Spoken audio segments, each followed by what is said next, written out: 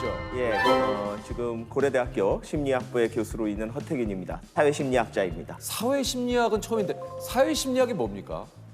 사회심리학은 인간이 사회적 맥락에 있을 때, 사회적 맥락이라는 거는 이제 다른 사람과 함께 있을 때 그 다른 사람으로부터 영향을 받고 영향을 주고 그리고 머릿속에서 일어나는 심리적 과정을 연구하는 분야다 이렇게 생각을 하면 되고요.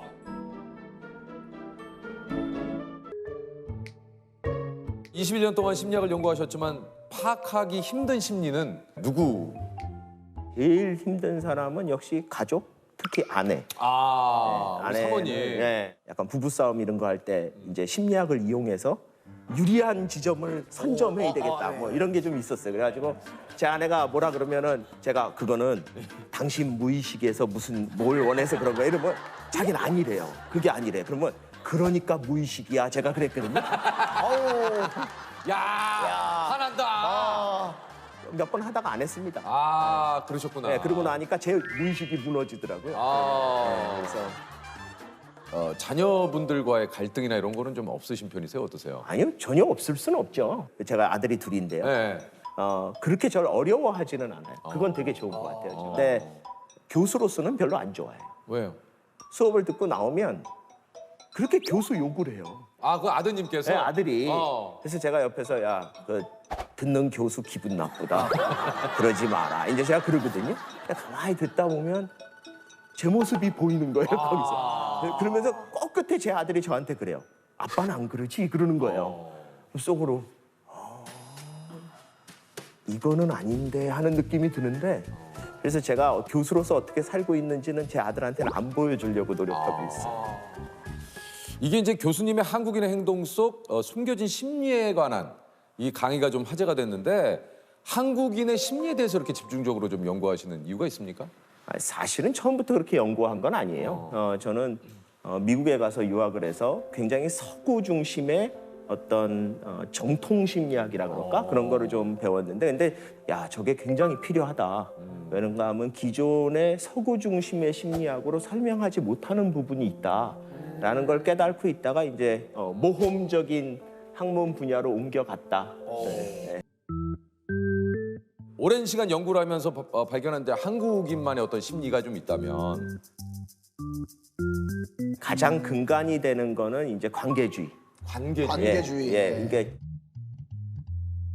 내가 다른 사람의 어떤 취향이나 다른 사람의 선택에 따라서 내 거를 바꿔줄 준비가 돼 있는 거거든요. 그걸 보여주는 대표적인 게 자기 메뉴판 보기도 전에 뭐 먹을 거예요? 이러고 물어보죠. 일단 나도 나지만은 물어봐요. 네, 우선 물어봐요. 네, 물어봐요. 뭐 드실래요? 뭐 특별히 먹고 싶은 거나 가리는 음식 있으세요? 물어보는 이유가 사실 마음속에 이미 네가 뭘 시키느냐에 따라 내가 시킬 게 바뀔 준비를 하고 있는 거야. 영향을 주고받는 거를 당연하게 여기고 그거를 받아들일 준비가 돼 있는 거야. 그러고 보니까 외국 분들은 뭐 먹을 거야를 안 물어본 것 같아요. 그냥 딱 보고 본인이 알아서 최근에 외국 분하고 식사하신 적 있으세요? 아니요. 영화에서. 아니, 영화에. 영화에서. 왜 자기가 정확하게 보신 거예요. 그렇습니다. 아니 근데 진짜 그런 것 같아요. 저희들도 내가 뭘 먹으러 갔지만 또 남들이 다 이러면 그래 그냥 그거 먹자. 그럼 그게 좋겠다. 맞아요. 뭐 이런 경우 굉장히 많으니까. 예. 관계주의 같은 경우에는 아까 전에 얘기했듯이 배려하는 거 이런 건 되게 좋은 좋죠. 거예요. 예. 예. 그 대신 그 배려가 역으로 뒤집으면 원칙을 깨는 거예요. 이제 줄을 서 있어요. 예. 근데 뒤에 있는 할아버지한테 먼저 가세요. 이러면 배려죠. 배려죠. 배려인데 그러면 순서대로 간다는 원칙이 깨진 거예요. 근데 서양 사람이나 아니면은 집단주의 사람들은 딱 원칙이 정해지면 이대로 해야 돼. 내가 쏠게. 뭐 이런 것도 약간 그 뭐 어떤 좀 있다면서요. 그거는 이제 관계주의에서 나오는 주체성에 관련된 건데요. 주체성이. 네, 그 뭔가 하면 주체성은 자신의 존재감과 영향력을 확인하고 확대하려는 성향이에요. 이게 집단주의 아마 하고 가장 큰 차이가 나는 부분이에요. 네. 집단주의는 조직 속에 묻혀 있는 존재로 보기 때문에 자신의 존재가 이렇게 강하게 나타나는 걸 별로 좋아하지 않습니다.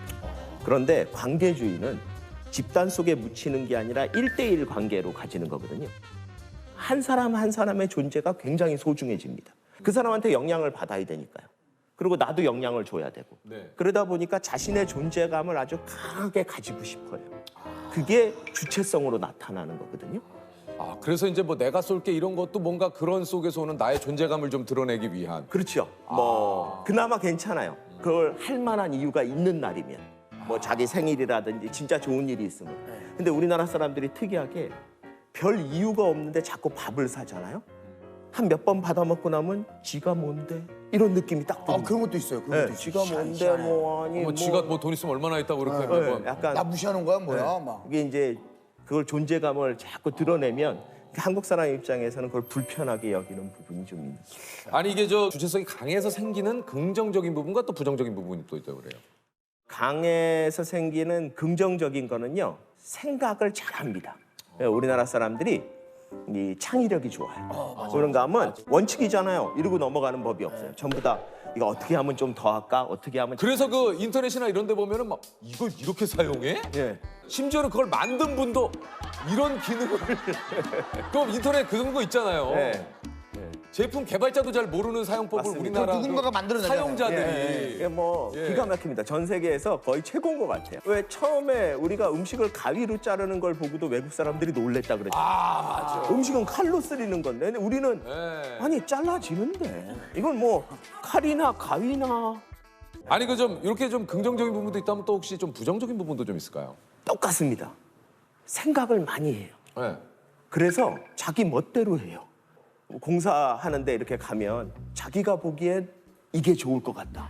그러니까 이게 설계도가 있는데 10개가 들어가야 되는데 7개면 되겠는데 뭐 이런 생각을 하면 사실 안 해야 되거든요. 이게 그런 생각 안 해야 됩니다. 근데 어떻게 보면 원칙대로 되는 게 별로 없어요.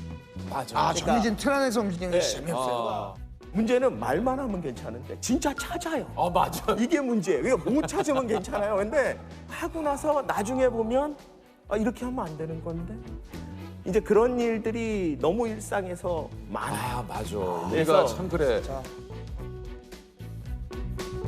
아니 그 좀 그 한국인의 어떤 이러한 심리적인 성향이 오늘날 좀 우리에게 미친 영향이 좀 있을까요? 지금 우리 사회가 갖고 있는 수많은 갈등 이런 것들이 저는 기본적으로 그런 것들을 배경에 깔고 있다고 생각을 해요. 우리나라 사람들이 언제 제일 화가 나나 하면 내가 영향을 주고 싶은데 상대방이 영향을 안 받을 때예요. 무슨 말을 했는데 그 말을 인식을 안 하는 거예요. 그러니까 그 내용이 중요한 게 아니라 왜 말을 들은 척도 안 하냐. 뭐 이거 가지고 사람이 말을 굉장히- 하고 있는데 네. 뭐, 네. 그걸 사회 전체로 확대시켜 보면 우리나라 사회가 이런 특성이기 때문에 전 세계 유례 없는 경제 발전도 이룩됐지만 동시에 전 세계 유례 없는 사회적 갈등도 유래된 거다. 이렇게 보는 게 맞지 않나 생각이 좀. 그러니까 사실 그 우리 사회가 뭐 항상 요즘 뭐 뉴스에서도 그렇고 많이 얘기하는 게 이런 그 세대 갈등 뭐 여러 가지 뭐 갈등들이 굉장히 좀 많지 네, 않습니까? 예. 어떤 점 때문에 이런 좀 갈등이 좀 이렇게 생기는 것 같으신가요? 뭐 그러니까 우리나라 사람들이 약간 일종의 환상 같은 게 있어요. 그러니까 모든 사람이 다 같이 함께 가야 된다라는 거를 모든 사람이 똑같은 생각을 해야 된다라는 약간 저는 환상을 갖고 있다고 생각을 해요. 상대방이 나하고 의견이 다르잖아요. 그러면은 상대방을 설득하려고 그래요, 자꾸. 말은 이렇게 해요. 우리 둘이 사이에 의견 조율을 통해서 합의점을 찾아보자. 이렇게 얘기를 하지만 실제로 마음속엔 내가 합리적이고 내 생각이 맞기 때문에 결론적으로는 네가 내 쪽으로 와야 된다고 생각을 하는 거예요. 그래서 설득을 하는데 이 설득하는 방법이 보통 정보를 알려줍니다. 그게 첫 번째 단계. 왜냐하면 내가 갖고 있는 정보로 합리적인 결론을 내리면 나 같은 생각을 할 거라는 믿음을 갖고 있어요. 왜냐? 내가 합리적인 사람이니까. 그러니까 자꾸 말이 많아져요. 근데 상대방이 안 바뀌잖아요? 그러면 이제 첫 번째 생각이 머리가 나쁜가? 왜? 내가 알려줬는데 충분히 얘기 다 했는데 야 그거는 그거는 조금 과한데. 아니 근데 우리 사회를 보면 자기하고 생각을 다른 사람들을 폄하하고 이게 심지어 무슨 충 뭐 이런 인간으로도 네. 취급 안 하는 그런 용어들이 너무 많아요. 맞아요. 근데 그게 왜 그렇게 붙을까 보면 쟤는 인간이 아니라는 거예요. 인간이면 저렇게 생각할 수 없다라는 거예요. 무시하고 가도 되는 거였는데 이제 미워하기까지 시작하는 거예요. 쟤는 나쁜 애다가 돼버리는 거예요. 내가 이렇게까지 예, 노력을 이렇게까지 했는데도 불구하고 했는데. 했는데도 그러니까 불구하고 저는 우리나라 사회가 당연한 다양성인데도 불구하고 이 다양성이 왜 미움이나 혐오까지 갈까? 이 생각을 해보면 그런 심리적인 과정을 다 거치고 있는 거예요. 다른 것보다 그 얘기에 좀 공감이 많이 가긴 가네요. 나는 합리적이다라는 생각을 가지고 이제 상대방을 자꾸 설득하려고 하니까. 그리고 나와 다름을 인정하면 되는데. 그렇죠. 그냥 다르면 다른 대로 살라고 내버려둬 버리면 되는데. 그러면 교수님은 실제 성격이 좀 어떠십니까? 좀 그런 거에 대해서 좀 쿨하시고. 어떠세요? 교수님은 좀. 예. 집요하게 설득하죠. 제가 한국 사람인데다가 교수인데.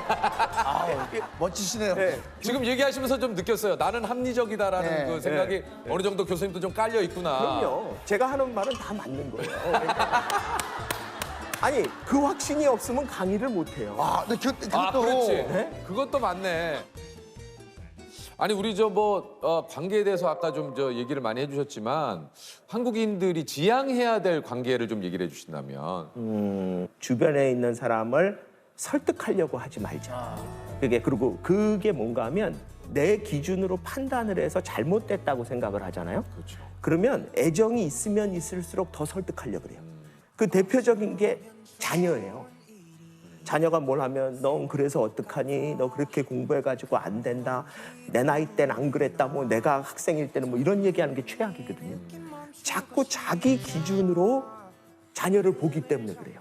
그러니까 아무렇지도 않게 내가 내 나이 때는 내가 고등학생일 때는 내가 학교 다닐 때 이런 말. 그게 언젠가 하면 30년 전이에요. 30년 전에는요. 대한민국이 이런 모습이 아니었어요. 그래서 저는 우리 사회가 할아버지 할머니처럼 세상을 봤으면 좋겠다. 그 얘기가 뭔가 하면 손주가 이상한 행동을 하면 그거에 대해서 너는 왜 그러니 이렇게 얘기를 안 해요. 대부분 할아버지 할머니가 요즘은 그러고 노니? 너는 그게 재밌니? 난 잘 이해가 안 된다. 여기서 끝나고. 네, 맞아요. 그러니까 나는 우리나라 사회가 서로한테 좀 그랬으면 좋겠어요. 법륜 스님에 대해서는 사실 저도 그렇습니다만 모르시는 분이 없지 않을까 저는 그렇게 생각이 드는데 이 법륜 스님, 이 법륜이라는 뜻이 뭔지 한번 여쭤봐도 되겠습니까? 법의 수레바퀴 또는 진리의 바퀴 이런 뜻인데요. 스승님이 이 부처님의 법을 이 세상에 널리 전해라. 수레바퀴처럼 굴러다니면서 널리 전해라. 이래서 법륜이라고 지어줬습니다. 이게 그래서 법륜이군요. 네네. 수레바퀴처럼 이렇게 널리 세상에 좀 알려라. 네네. 그렇군요. 이런 표현이 어떠실지 모르겠지만 사실 스타 스님이시잖아요. 그렇죠. 예. 너무너무 스타 스님이라고 하니까 이게 좀 돈을 안 받고 하거든요. 그러니까 아마 여기저기 많이 오라 그러나 봐요. 돈이 안 들잖아요. 예. 이게 자기는 돈 많이 줘야 가잖아요. 저희들은 저희는 좀 저희들은 대화를 해보고 저희들도 그런 과정이 좀 있습니다. 예, 스님. 예, 과정이 좀 있고요. 아니 무엇보다 시대별로 여러 가지 또 고민이 좀 약간 차이가 있을 수 있겠지만 가시면은 좀 가장 많이 하는 질문들이 어떤 질문들이 좀 있을까요? 한마디로 지가 원하는 대로 뭐가 안 되니까 네. 고민이 생기잖아요. 자기 원하는 결국은 대로 그겁니까? 자기 원하는 대로 연애가 안 되든 자기 원하는 그렇죠. 대로 결혼이 공부가 안 되고. 공부가 안 되든 뭐든지 첫째는 자기 원하는 대로 안 돼서 생긴 문제고 두 번째는 이제 지 성질대로 살라 그러잖아요. 지 성질대로 하는데 그게 이제 잘 안 돼서 결국은 그거네요. 생기는, 예, 그건 추정이 그래요. 근데 대다수 따로 정리해 보면 인간관계라고 주류라고 볼 수 있죠. 그것이 부부든 부모 자식이든 맞아요. 회사에서의 관계든 이런 인간관계가 제일 많고 부모들은 자식이 원하는 건 못 해준다 또는 자식은 부모 원하는 건 못 해준다 이런 고민을 많이 하는데 어떤 일이든 다 그래요. 이 사람이 나한테 자꾸 요구를 하는데 이걸 어떻게 대응했으면 좋겠냐. 사람들은 주로 이런 질문 많이 하잖아요. 그렇죠. 안 주고 갈등도 안 생기는 방법이 없겠느냐. 그렇죠. 결국은 이것 때문에 고민이잖아요. 네, 그렇죠. 그런 길은 없는 거예요. 그 없는 거를 자꾸 생각하니까 고민인데 남이 원하는 걸 내가 다 해줄 수가 없다. 해줄 수 있으면 해주고 못 해주면 죄송합니다. 끝내면 되고 또 내가 원하는 거 되면 다행이고 안 되면 그만이고 이런 관점을 가지면 조금 좀 여유가 생기지 않을까 싶어요. 그다음에 이제 건강 이런 거고 요즘은 이제 젊은 사람들은 이제 뭐가 고민인지도 모를 정도로 머리가 복잡한 사람이 많습니다. 본인이 말을 해도 자기가 지금 무슨 말을 하는지도 모르면서 맞아요. 아무튼 힘든다. 답답하다. 그러니까 한마디로 답답하고 힘들다.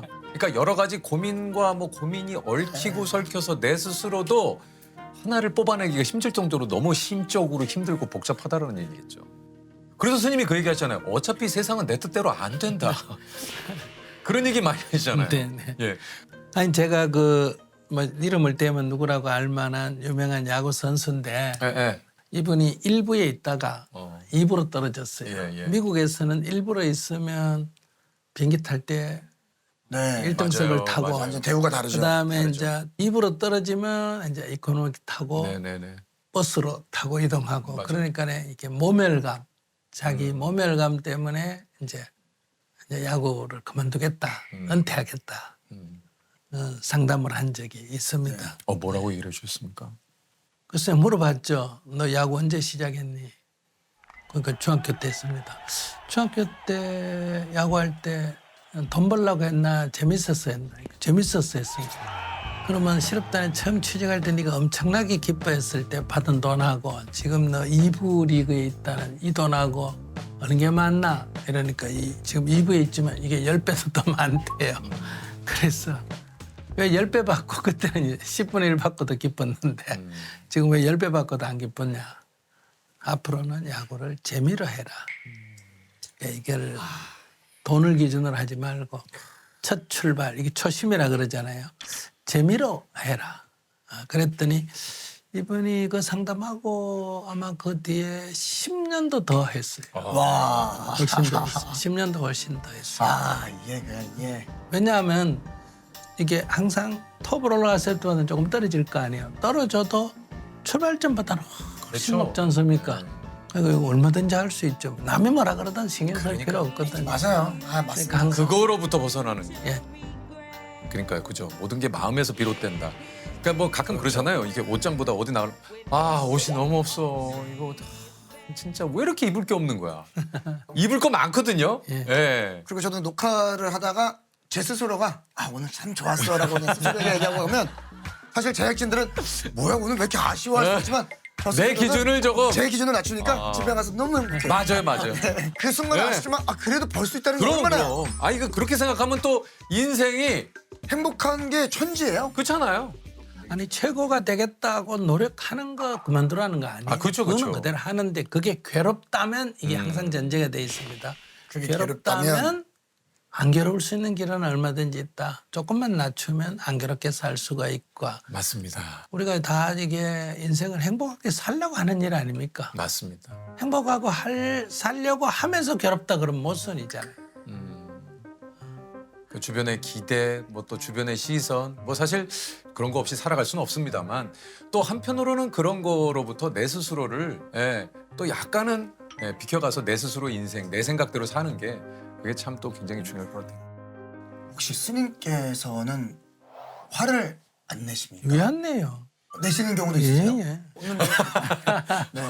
어떨 때 좀 이렇게 화를 내세요? 누구나 다 화가 왜 일어나느냐 하면 화가 일어나는 거는 내가 옳다는 생각이 강할 때, 네. 즉 나는 옳고 상대가 틀렸다 할 때 그러니까요. 이제 상대가 그걸 인정을 안 하면 이제 이 화가 나죠. 화가 일어나거든요.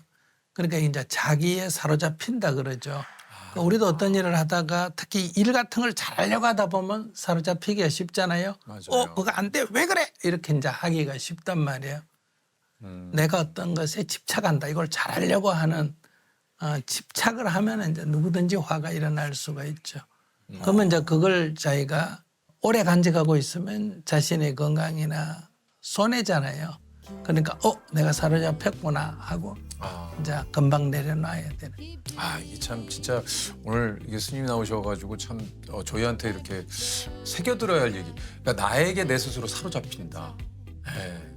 막 그렇잖아요. 내가 아는 세상이나 내가 아는 것이 그냥 다 이건 확실해. 남의 의견 막 이런 것들 이게 또 좀 와닿네요. 맞네요. 그게 요즘은 이제 사람들이 스트레스가 좀 많고 그렇죠. 화가 많고 짜증이 많은 이유는 이 유튜브를 많이 보지 않습니까? 네. 그러니까 유튜브에 이제 알고리즘에서가 자기가 하나를 보면 그 비슷한 것만 계속 추천을 나오니까 이제 그걸 자꾸 보다 보면 자기 세계에 갇히죠. 갇히게 되는 거예요. 그러니까 이제 노인들과 젊은 세대도 자기들 것만 보니까 갈등이 생긴다든지 생각이 자기가 옳은 것을 방어하려고 하는 쪽으로 자꾸 이렇게 강하게 집중이 됨으로 해서 이제 본인은 거기에 대해서 확신이 있기 때문에. 그러니까요. 자기에게 사로잡히는 것이 이게 뭔가 미디어 환경이 바뀌어가면서 이게 진짜 새로운 막 어떤 미디어 뭐 플랫폼이라든가 여러 가지가 뭐 생겨서 사실 뭔가 세상의 다양한 일을 또 알 수 있지만 네. 그만큼 자꾸 그 어떤 추천 알고리즘을 따라가다 보면 그렇죠. 내 스스로 어떤 스스로에게 좀 갇히는 이런 것들을 좀 경계해야 될 진짜 그런 세상인 것 같아요. 맞습니다, 진짜. 말을 우리는 두 가지로 나눌 수 있습니다. 하나는 내가 뭘 모른다는 거고요. 네. 두 번째는 괴롭다는 거예요. 음. 그러니까 뭘 모르면 전문가한테 물으면 됩니다. 저도 모르는 게 엄청나게 많으니까 뭐 몸이 아프면 의사한테 물어야 되고 뭐 농사 짓다 모르면 전문가한테 물어야 되고 이렇게 물으면 되고요. 그다음에 이제 괴롭다 하는 거는 이제 자기에 대한 사로잡힘. 근데 자기도 괴로워하지만은 금방 자기가 사로잡혔다는 걸 자각하고 또 벗어나고 마치 다치면 자기가 치료해서 하듯이 이렇게 이제 자기 정화를 해나가면 된다.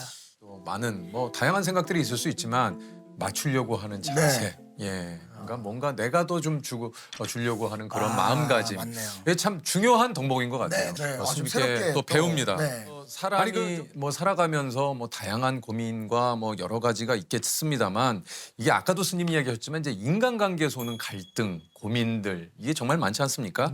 이거 좀 놀랐는데 우리나라 갈등 지수가 세계 1위라고 해요.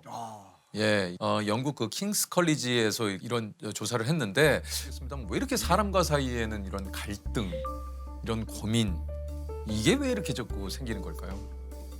한국 사람들은 갈등 지수가 많이 높다고 나왔다면 제가 볼 때는 한 서너 가지 이유가 있어요. 첫째, 한국 사람 성질이 좀 급하잖아요.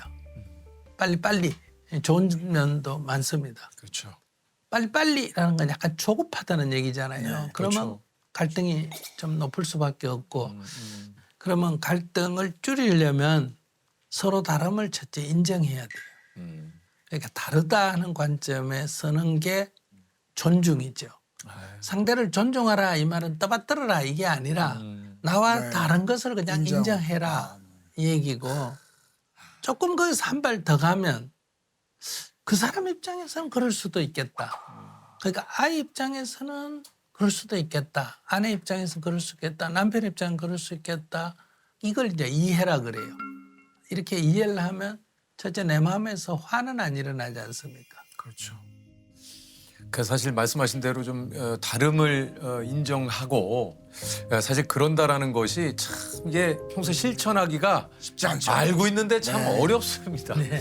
이게 바로 존중이다. 그러니까 이것 또한 연습이 필요한 것 같습니다. 그렇죠. 네. 아 그럴 수도 있겠다 하는 이해가 이해다. 사랑이다. 그러니까 우리가 보통 이해 없는 내 시기에 좋아하면 폭력이죠. 내가 너를 좋아하는 건 엄격하게는 욕망입니다.